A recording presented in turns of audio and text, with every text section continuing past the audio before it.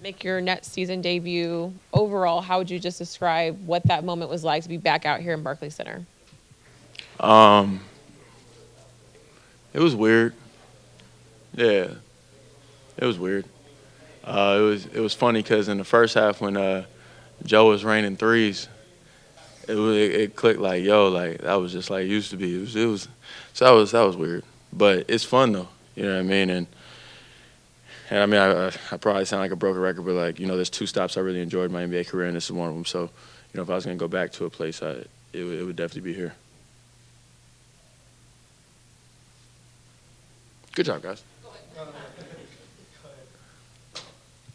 Spencer, there was a lot made when Kevin and Kyrie came here to Brooklyn about your relationship with them and kind of helping bring them in here. When you look back at kind of how this all played out and you being here now, I mean, what goes through your mind? Does it feel like you're back at square one? But not, yeah, no, I hear you. I mean, no, I hear you. I mean, not really. I think we're probably a little bit more talented than we were when they came. Um, yeah, I don't think you have any regrets because you go all in on a championship. And then I think if you look at the year where everybody was healthy, I think with the how dominant we were in preseason in the first couple of games, the optimism would have said that we had a chance, and then even with the Harden trade, you just said that there was a chance still. I mean, obviously KD stepped on the line, right? So some things in life don't work out, right? And I've been removed from the situation. I don't know what's on their hearts or their minds. Obviously, they make the moves that they feel like is best for them. And as a man with a family, I can't be mad at that. Those guys probably provide for 20, 30, 40, 50 people. You know what I mean? And they carry the weight of all of them when they make a decision. The same way I carry the weight of my tribe. So it's different. But like I said, if with where Mikal is at, probably just sub All Star level with Nick. Being at a Jared Allen type of level, you could argue that we're more talented than we were when they first came. Outside of obviously them, of course. So yeah, I mean, I think it's in a good spot, and obviously they got a gang of picks too. So I'm sure Sean's happy about that. I'm sure you woke up to the news that obviously Durant, and then Jock said pregame that this was business as usual, but this was not a normal day, I'm sure, for you, making your Nets coming back here and then obviously seeing Durant go out. Can you describe what the whirlwind of tonight was like this whole day? Um, in terms of the group I expected to play with, it was about the same, right? Because he was hurt, so I wasn't expecting to play with KD tonight. But at the same time, like I said, the entire last 4 or 5 days have been weird for me. Um, I didn't think I was leaving Dallas, but obviously once a superstar demands a trade, then everything's on the table. Everybody shuffles. As you see, it became an arms race in the West. Um, Probably the most active trade deadline in history. Everybody going back to their original teams.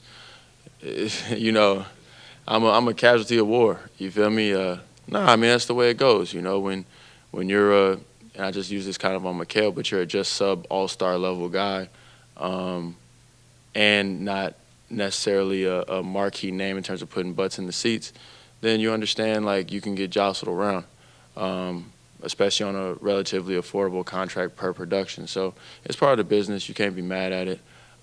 Again, like I said, I'd rather if I was going to revisit a spot out of the three I had been at, it would definitely be here, like unequivocally. Um, so yeah, I mean, I think the most exciting part is getting Mikal and Cam in the fold. Having gone to war with them in the Western Conference semifinals last year, knowing what great a shooter that Cam Johnson is and the high level defender that Mikal is. I mean, we did everything to get him off our primary ball handlers and attack other matchups. So great respect for them, and looking forward to having them in the fold. Spencer, obviously you guys didn't have a lot of practice time or shoot around time since you got here to now. Just what's it like coming into a situation? Obviously there's some familiar faces, but a lot of guys you haven't played with to come out, lead the team in scoring, help them get a win. What's that process like for you? I mean, when you've been in the league long enough, you kind of are familiar with other people's games.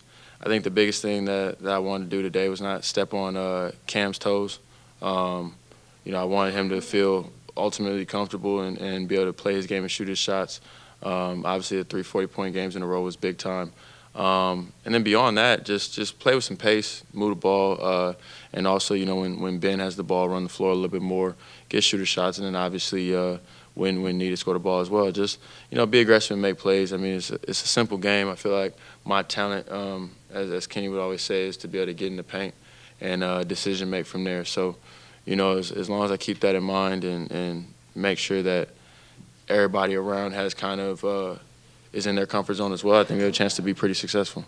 When you see the length and the versatility, specifically defensively, that you guys have on this team now, given all the acquisitions, is it kind of easy to envision what this thing can look like when guys are healthy and on the team, or do you have to kind of wait to see everybody on the floor to kind of get a sense of what it might look like? I mean, in general, sure, but I think there's still a lot of wait and see, and plus, that's not my job. That's JV's job, man.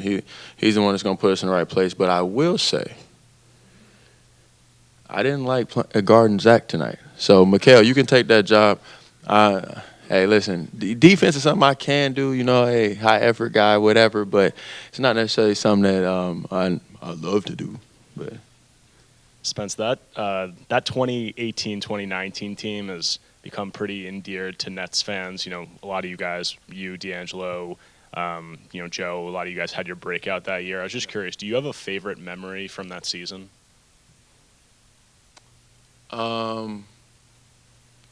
I mean, off the court, I think it was just the bench dancing all the time, led by Theo. But, I mean, we had, Shabazz dancing and, Rondé dancing. We had everybody, Jay shoot duds.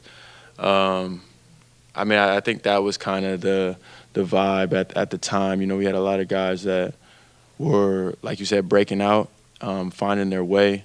But we were doing it kind of together. And, we were just kind of having fun. It was almost like we didn't know any better. I mean, now 9 years in the league is, man, even the last year and a half feel like 5 years, man. Like, it's crazy. So, looking forward to kind of leading the group, and I think that's kind of why, like, my approach tonight had a lot to do with Ben and Cam.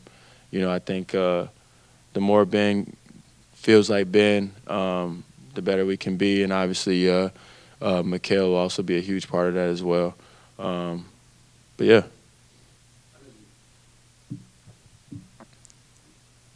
I can hear you. I know you touched on it a little bit, but in 1920, when you guys started off, I mean, as you point out, you guys were killing everybody in the preseason.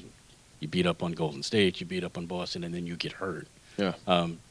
Do you ever, or did you ever at any point, allow yourself to think about, okay, how different things might have gone had you not gotten hurt? I mean, that seems like it started a number of domino effects, like a butterfly. Hey, listen, man. First things first, not to correct you, but I'm going to correct you.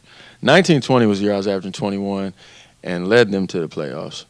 2021 was the other one. So, You're right. Hey, I was hooping. Oh, believe me, hooping. All jokes aside, I mean, I think at the time it was something that I thought about and why I was so urgent to get back, man. Like, it wasn't a game when I got ready in 5.5 months and wanted to try to come back and help that team because knew it was on the line. But obviously, things happen. So, I can't change the past, man. As much as I'd love to sometimes. Yeah. Thanks, Spence. Oh, I was about to get real introspective with y'all, but.